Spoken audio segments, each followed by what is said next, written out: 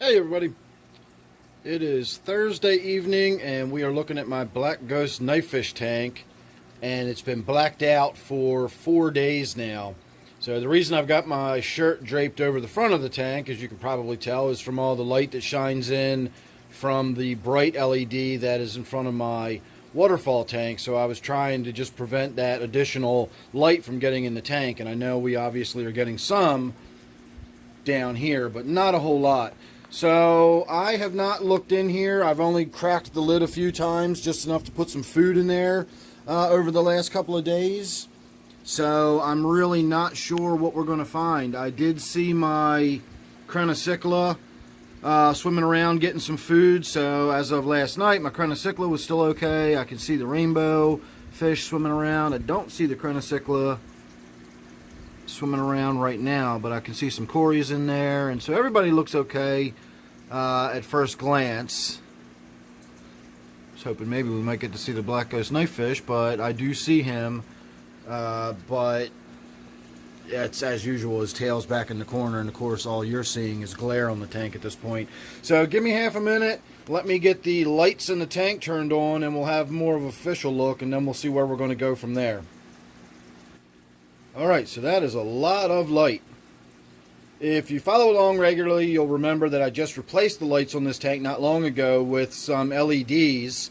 They are repurposed LED shop lights. They're not really the color temperature I was hoping for. They're a little softer than I wanted, but they're also really, really bright. They put a lot of light into the tank, and I think we're probably going to continue to have issues with the algae coming back, provided, or as long as I keep using these bright lights. But in the meantime, I've got to say the 4-day blackout really did wonders. The only thing I'm a little concerned about is the condition of my temple plants. All of them, from the one all the way in the back here to this one, all these are temple plants.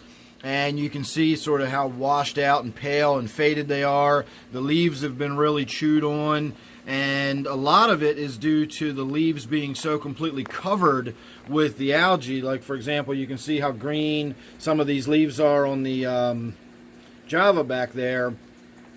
So when the algae was being, killed off by the blackout, possibly some of the fish that were in there were eating it. It was probably damaging those leaves, and of course they're also not getting any light. And so we might have had a little bit of suffering going on with my temple plant there, but hopefully nothing too bad, and it'll snap back and recover, and we shouldn't have any issues. Otherwise, I have not seen any fish casualties. It don't mean we don't have any in there, but I haven't seen any.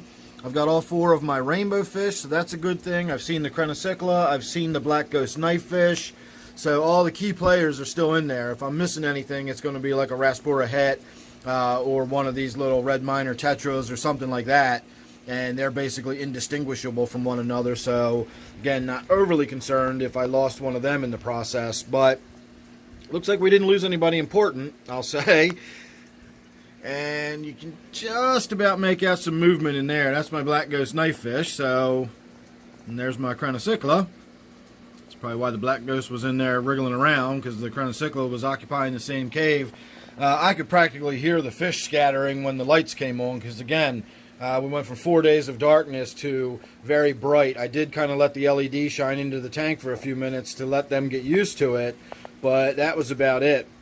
So I don't think I'm going to do anything to this tank. I did a really big water change 4 days ago. I changed the filter out 4 days ago, and we got the tank looking like this. So I think the next step is going to be to put an air stone in there and put my Chemiclean aquarium treatment in there that I like so much. And I think anything else that's growing in this tank will get knocked back completely. Now, the Chemiclean will not affect algae, so if I do still have algae growing in here, which I'm sure I do, that is probably going to come back over time. But we beat it back really, really far, so it'll be a while before it really gets out of control. What concerns me is this little fuzzy patch right there. I know if I'm seeing that, then there's obviously plenty more of it in the tank that didn't get killed off completely. I can see some spots of green back there, up alongside the glass here. I can see some green in there that looks healthy.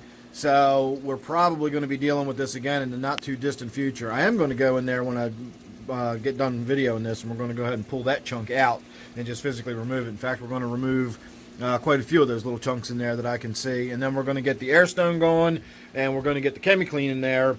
So consider this the middle section of the video, and we'll be right back once I get it all set up, and we'll do the final look at it with the air bubbles and everything.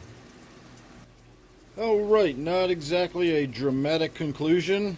Nothing really different except I put the Chemiclean in there, which you can't see. And of course we put the airstone in there, which you can. But that's it. We've just got the airstone going. We're going to let the Chemiclean do its treatment for a couple of days. And then we will get in there and do a little bit of gravel vacking and sorting through it and seeing if we can't get any more of the physical debris and stuff out of there, because we're going to have a lot of dead stuff dying off, or a lot of growth dying off in there. I guess dead stuff can't really die, it's already dead, but you get the point.